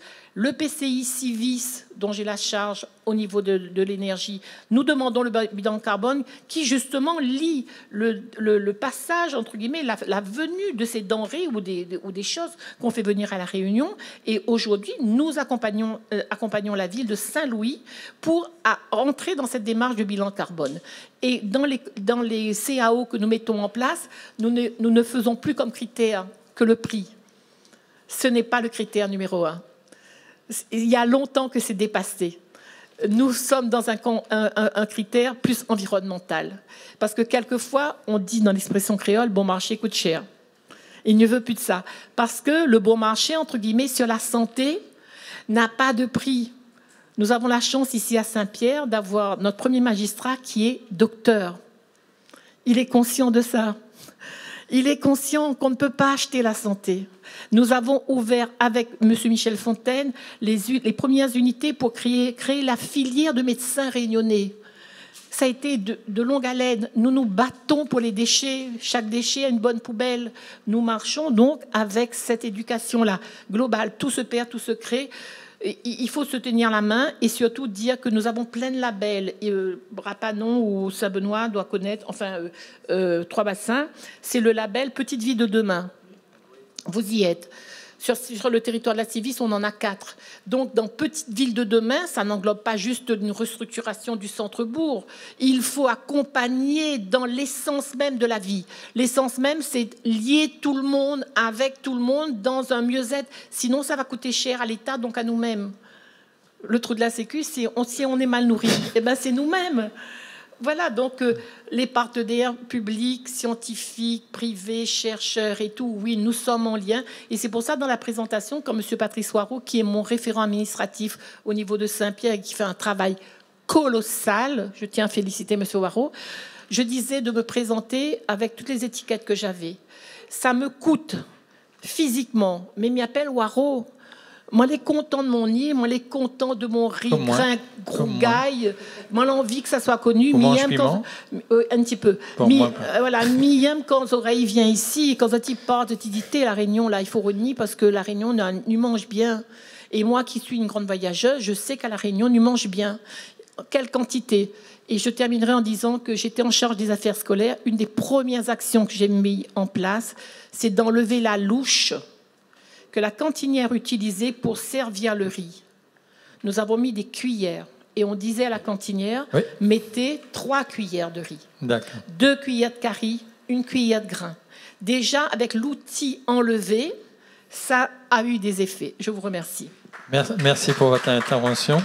Je retiens, tout à l'heure, on a beaucoup, le mot sport est venu beaucoup, mais le sport, c'est, vivons en forme, c'est aussi de l'activité. L'activité, ils apprennent à nager, ils apprennent à faire du vélo. Il n'y a pas besoin de faire du sport. Il y a juste besoin d'aller se promener, de faire du vélo, faire de la natation. Merci pour votre intervention. Merci pour ce premier atelier, pour nos intervenants. Je pense qu'il y a encore beaucoup de choses à dire, à partager. Vous aurez l'occasion de le faire, soit par les ateliers, soit tout à fait dans des conversations. Je pense que maintenant, vous avez vu qui fait quoi, les visages, et Vivons en forme est là pour créer ce lien. On va passer au deuxième atelier de la matinée avec un chapitre qui est important. Parce que là, on a beaucoup parlé des institutions, des collectivités, des communes, mais rien ne peut se faire sans la place des partenaires privés. Parce qu'évidemment, ça demande aussi des moyens. Le programme Vivons en forme demande des moyens. Quelle place pour les partenaires privés? Et là, nous avons 3 interlocuteurs qui vont venir nous en parler. Nous avons Madame Lou Revers de la Fondation Ravat. Merci de nous rejoindre. Nous avons Monsieur Jean-Marie Olivier, directeur général de la SPHB, Société de production des huiles de Bourbon. Et nous avons aussi Stéphane Cibalo, qui est le président de l'association de fédération des villes de l'océan Indien de Vivons en forme, qui viendra nous dire quelle est la place des partenaires privés dans la démarche de Vivons en forme. Madame Revers, lorsque je pense au groupe Ravat ou au sport, de manière... Pardon ? Ah, voilà, effectivement, il y a toutes mes excuses. Quand je pense au groupe Ravat, comme ça, je pense, parce que je suis un journaliste sportif, je pense à l'équipe corporative du groupe Ravat. Toutes les entreprises ont une équipe corporative ou presque. On dit il y a du sport dans l'entreprise. Oui, effectivement, il y a souvent des tournois qui sont organisés entre entreprises, entre enseignes. Quelle est la place? Comment vous avez intérêt à mettre... on a dit tout à l'heure personnellement du sport, mais de l'activité. Et si vous avez rejoint le programme Vivons en forme, c'est que le groupe a pris conscience que l'activité, le sport, c'est aussi de la santé. Et pourquoi vous avez rejoint le programme? Alors, nous, au sein du groupe Ravat, on essaye déjà que les collaborateurs puissent venir, par exemple, en vélo. Il y a des vestiaires qui sont mis à disposition, comme ça ils peuvent se doucher avant de travailler. On essaye aussi de faire des tournois inter-entreprises régulièrement. On va essayer de mettre en place les vélos à assistance électrique aussi, pour les salariés qui le souhaitent, qui habitent à moins de 5 km de leur lieu de travail. Et nous avons voulu participer au programme Vivons en forme parce qu'au fil des années, le groupe a forgé son identité RSE, donc la responsabilité sociétale des entreprises, et est très engagé là-dedans. Issop Ravat, le fondateur du groupe, avait une vision en se lançant dans les affaires que toutes les familles réunionnaises puissent vivre dans une maison décente. C'est de cette idéologie qu'est née en 2006 la fondation d'entreprise Ravat. Au cours de ces dernières années, elle a répondu favorablement à de nombreuses demandes d'aide venant d'associations ou de particuliers, comme une campagne d'information et de sensibilisation visant à endiguer la dengue, le don de petits déjeuners quotidiens à plusieurs EHPAD de Lille au cours de la crise du Covid, et aussi le soutien financier à la Maison des parents de l'océan Indien. Et je pense notamment également à votre association, Monsieur Leblond, qu'on a quelque peu aidé avec des dons de Tout à fait. Alors, matériel sportif. En 2 mots, et un lien avec Madame Ravat, c'est que l'association Passeport Océan Indien travaille sur une recyclerie sportive. Ça n'existe pas à La Réunion. On est en train de travailler sur cette démarche. Et lorsque j'entends que parfois il manque des vélos, ben, je peux vous dire que le parc de vélos, non pas pour les acheter du neuf, du Made in Taiwan ou autre chose, on peut récupérer, réparer les vélos et avoir un parc de vélos à disposition des écoles, des associations sportives qui ont parfois des problèmes de créneaux parce que tous les terrains peuvent pas être... Ben, faites une balade à vélo. Voilà. Donc, parenthèse fermée. Merci pour le clin d'œil. À côté de vous, il y a monsieur Jean-Marie Olivier. Donc, et tout de suite, quand on pense huile de Bourbon, on se dit... Bonjour. Bonjour. On dit huile de Bourbon, huile, nutrition. Et puis, on connaît les problèmes de ma belle-mère qui est à l'huile. C'est un peu notre problématique de la cuisine réunionnaise. Mais également, tout à l'heure, j'ai entendu le bon marché coûte cher. Je crois qu'aujourd'hui, les industriels font vraiment des efforts, vont vers le qualitatif. Et je pense que là, M. Olivier peut nous en parler sur deux thèmes. Lorsqu'on a abordé un petit peu de quoi nous allons parler, j'ai eu quelqu'un qui m'a dit en face, ben nous sommes partie prenante. Donc voilà, oui, le privé est partie prenante. Et nous voulons sortir de notre champ naturel d'action. Donc le privé a toute sa place. Oui, alors merci, bonjour à toutes et à tous. Déjà peut-être pourquoi effectivement rentrer dans le programme VIF. Évidemment la SPHB, on fabrique des huiles végétales, donc on peut se demander ce qu'on vient faire là, mais je pense qu'on a parlé là déjà pendant un long moment des problèmes d'obésité, de sucre à La Réunion, donc évidemment ça nous touche, on a des familles qui y travaillent et on est confrontés à ces problèmes. Et donc, depuis plusieurs années, depuis 2019, en fait, la SPHB a déjà initié en fait, une démarche d'acteurs, en se disant que, évidemment, on doit communiquer sur les huiles, comment les consommer, mieux consommer, qu'il y a différentes qualités d'huile, que, évidemment, on peut, d'un point de vue nutritionnel, faire des choix plus ou moins intéressants. Alors, on n'est pas des médecins, on n'a pas un discours, évidemment, médical, c'est vraiment de l'information, j'insiste là-dessus. Et en 2019, on a commencé à aller voir en fait des pédiatres pour sensibiliser et les possibilités de voir comment sensibiliser les jeunes mamans et les enfants, en disant qu'il y avait des huiles qui sont meilleures que d'autres. Voilà, le palme, c'est pas terrible, sans stigmatiser évidemment. On peut consommer de tout, c'est une histoire de modération toujours. Que le colza c'est mieux que le palme, que le tournesol, il y a des choses très intéressantes, qu'il y a du lin, qu'il y a de la noisette. Et puis on en arrive finalement à se dire, et là c'est notre deuxième casquette, on est un acteur économique évidemment, et le Sieur depuis de nombreuses années a travaillé sur ces aspects nutritionnels en se disant que finalement des huiles combinées, il y avait un vrai intérêt d'un point de vue nutritionnel. Je pense que tout le monde connaît Isio 4, et d'ailleurs le consommateur réunionnais l'a bien compris, puisque c'est une des meilleures ventes en fait à La Réunion. Et je souligne d'ailleurs que cette huile est fabriquée à La Réunion, donc par nos collaborateurs.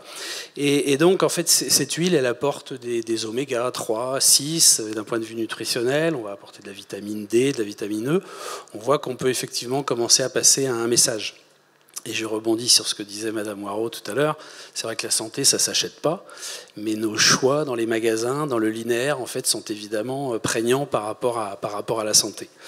Donc voilà, donc c'est un peu la genèse de tout ça. Et puis finalement, on a notre part à prendre dans cette chaîne effectivement de santé. On est un acteur économique. Je l'ai dit, on a des familles autour de ça, donc qui travaillent à Saint-Pierre, qui habitent à Saint-Pierre. Donc je suis ravi en fait qu'aujourd'hui, en tant que intervenant sur Saint-Pierre, on est la ville qui est rejoint. Et nos collaborateurs, on a eu l'occasion avec Isabelle cette année de mettre en place, à l'occasion d'une journée sécurité, en fait, de mettre des ateliers de nutrition et d'éveil musculaire en fait pour les collaborateurs. C'était plutôt assez sympa. Je pense qu'on a vraiment réussi à passer des messages. Et d'ailleurs, depuis lors, on a une demande évidemment des collaborateurs pour mettre en place dans l'entreprise un coach sportif pour pouvoir aller un peu plus loin et s'étirer un peu, se faire du bien avant de commencer la journée de travail. Donc c'est des choses qu'on va traiter. Voilà. Et Vivons en forme peut aussi vous permettre de faire passer les messages qui ne sont pas que du sport, mais la santé sous tous ces aspects. Stéphane, quelle est la place du privé? Quelle est l'importance du privé dans le développement de Vivons en Forme?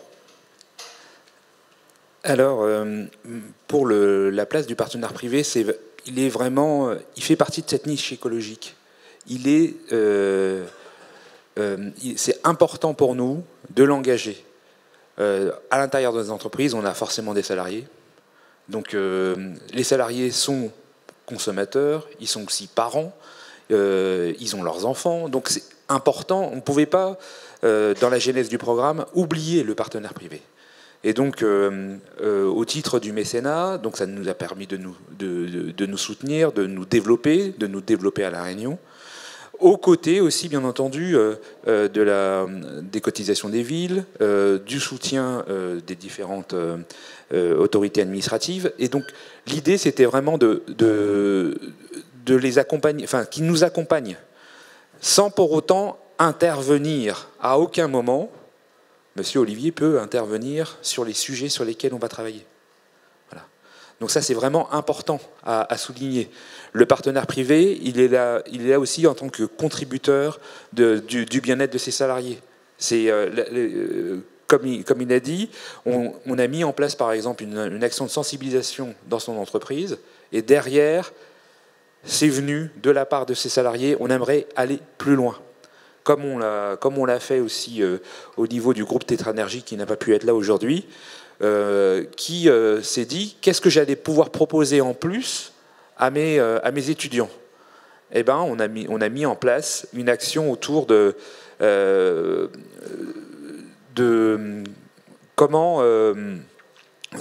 un bilan en fait sur l'activité physique des étudiants et aussi un bilan autour de leur alimentation. Et derrière, ça a commencé à changer au sein de Tétranergie, rien que le fait de retirer les distributeurs de boissons sucrées. Et on change, voilà, progressivement. Et on commence à se dire, ben tiens, on va plutôt conseiller à nos étudiants d'aller dans d'autres restaurants que les simples camions-bars qui ne proposent pas d'alternatives végétaliennes, par exemple. Voilà. Et ça commence par ces petits gestes d'enlever le distributeur. Mais après, tout à l'heure, on a effectivement dit que les boissons sucrées, il ne s'agit pas de sortir le rayon des boissons sucrées, mais apprendre à nos enfants ou à la famille à dire « Ok, les boissons sucrées, oui, même après l'effort, c'est plutôt recommandé parce que le corps, et Sédichon venait de nous en parler, le corps a besoin du sucre. Donc, qu'on aille le chercher, une boisson sucrée, pourquoi pas. Mais tout est une histoire d'excès. Mais ça commence aussi par des petits gestes comme le groupe Ravat. Lorsqu'on met des douches, ça incite à prendre le vélo et on oppose souvent les structures privées et le public, sauf qu'aujourd'hui, on voit bien dans notre nouvelle société, il y a des structures économiques qui allient le privé et le public. Donc, dans nos programmes associatifs, puisqu'aujourd'hui, on sait que le monde associatif prend une grosse part, une très très grande part dans les changements de comportement, il relaie les dispositifs, ils sont là, le monde associatif est très important. Monsieur Dichand, comment est-ce que Vivons en Forme a pu justement mailler ces différents partenaires entre les scientifiques, le public, les privés parce qu'il y a des antagonismes parfois qui se... Oui, tout à fait. Merci et bravo pour vos témoignages déjà, parce qu'on a l'exemple de partenaires qui s'engagent, qui s'estiment légitimes et investis aussi d'une mission d'être aussi des contributeurs de bonne santé, parce que c'est l'affaire de toutes et tous, c'est pas que l'affaire de l'ARS. Je salue cher Harry Lapoché qui est parmi nous. C'est aussi l'affaire de tout le monde, c'est l'affaire des collectivités en premier, et demain, on l'a dit sur ce besoin de proximité, ça a été fort bien dit. Mais dans son ADN, le programme, depuis l'association, depuis sa création, on a parlé de 30 ans, on a notre plus ancien partenaire, c'est Nestlé. Alors, il n'est pas ici, mais le plus ancien partenaire du programme, dans l'étude originelle, c'est Nestlé. Alors on pourrait dire Nestlé, des choses bien, des choses pas bien, mais Mais voilà, dès le départ, ils ont compris, ils ont souhaité s'investir dans une action de prévention. Nous, on n'est pas là pour faire, on n'est pas les lobbyistes des acteurs privés. On est là pour essayer de faire du lien, comme dans une ville, Madame Moirot l'a fort bien dit, et notre cher collègue également de Brapanon avec beaucoup de dynamisme et d'humour. On est là pour faire du lien, amener dans la société, faire un fil rouge dans des villes pour faire de la prévention santé, de la promotion de la santé, parce que c'est l'affaire de tous. L'ARS ne peut pas toute seule, la CGSS ne peut pas tout seul, la médecine libérale ne peut pas toute seule, les cliniques, les hôpitaux non plus. Il faut que tout le monde s'approprie ce sujet, comme on s'approprie, Guy, les sujets de transition écologique. Voilà. Et aujourd'hui, c'est la mère des batailles. Si on n'est pas en bonne santé, on va avoir des problématiques sur l'ensemble simplement de l'implication dans la vie quotidienne des gens. Et donc nous, c'est dans notre ADN, 60% du programme est aujourd'hui financé grâce à des mécènes. C'est assez atypique, alors ça bouge un petit peu les lignes, parce que en santé, moi je viens du monde du sport au départ, donc on a plus facilement des partenariats dans le domaine du sport avec des entreprises ou des acteurs économiques. Ça bouge, ça perturbe un petit peu, mais comme dans l'ESS dont tu parlais, dans le milieu associatif, il faut aussi qu'on interagisse, parce qu'on a une mission de service public, et on remplit en continuité avec les collectivités et les pouvoirs publics une mission d'intérêt général qui est de garder une population en bonne forme. Je construis mon capital santé on va dire dans les 1000 premiers jours, 2000 premiers jours jusqu'à 10-11 ans. Je le maintiens en avançant en âge et j'essaie de le maintenir le plus longtemps possible pour maintenir justement un bien vieillir réussi. Donc c'est l'affaire de tous.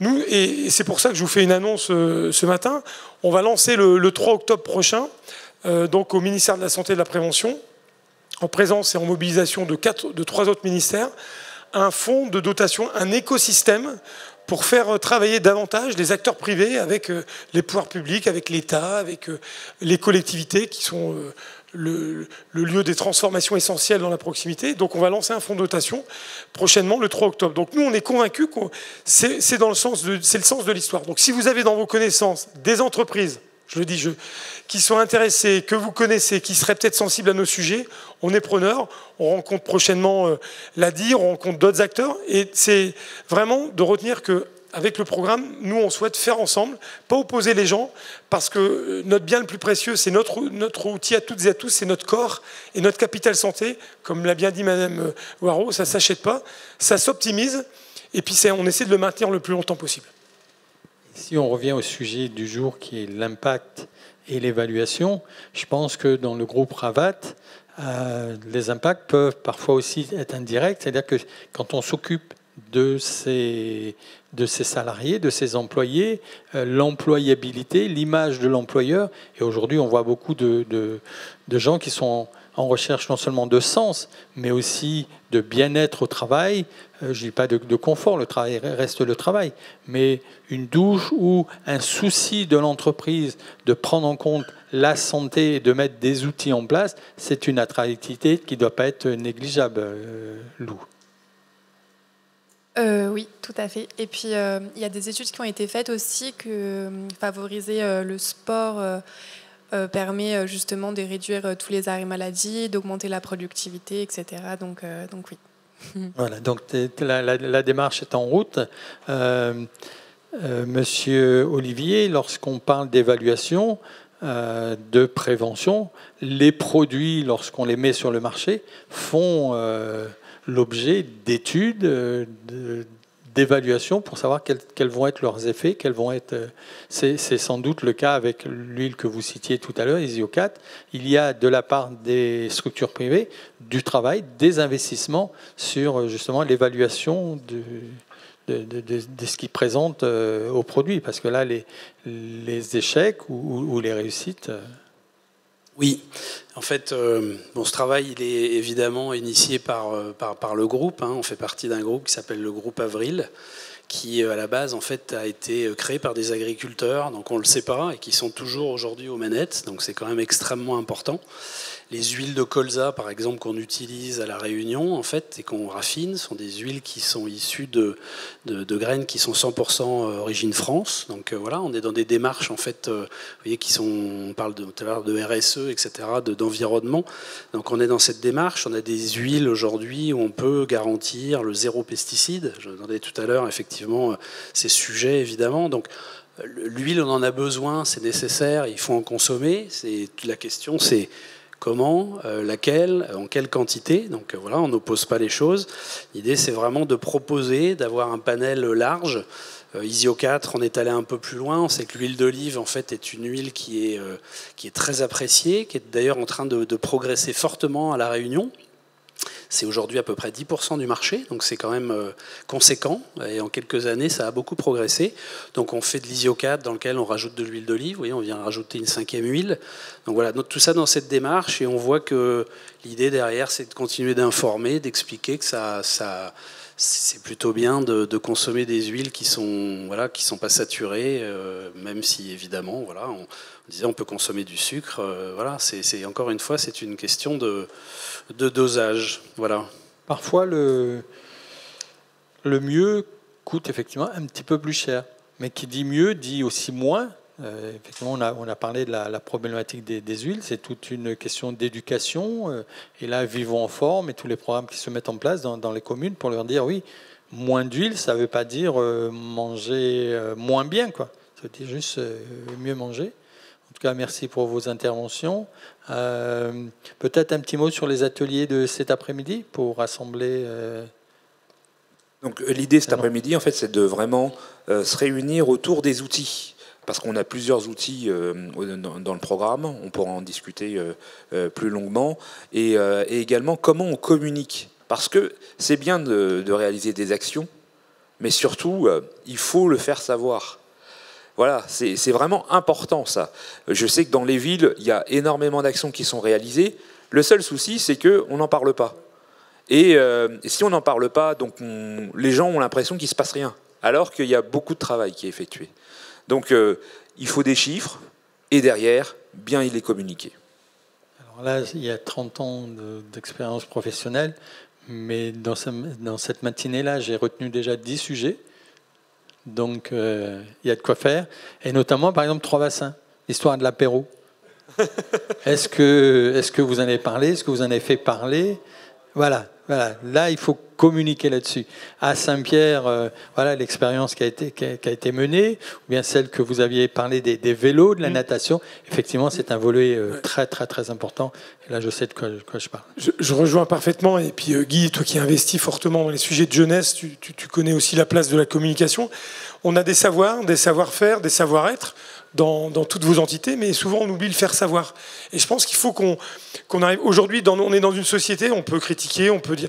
Ce qui ne se sait pas, c'est comme si ça n'existe pas.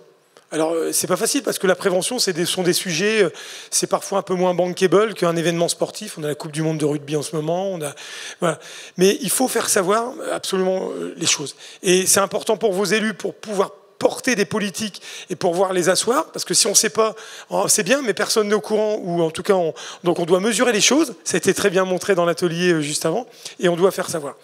Juste avant, Guy, si je peux me permettre, on va rassembler tout le monde, parce que je sais qu'il y a quelques personnes qui doivent partir pour faire une belle photo, pour montrer tous les acteurs investis, et on vous propose une photo juste devant, et puis après un moment de convivialité, mais c'était peut-être toi qui voulais l'annoncer. Donc. Non, pas du tout, il n'y a pas de problème. Merci. Alors, c'est vrai que la ville de Saint-Pierre a officialisé grâce au conseil municipal, mais symboliquement aujourd'hui, c'est important qu'il y ait la signature de la convention avec les présidents et Madame Denise Warou. Donc, 1 minute pour signer et la photo collective. Merci.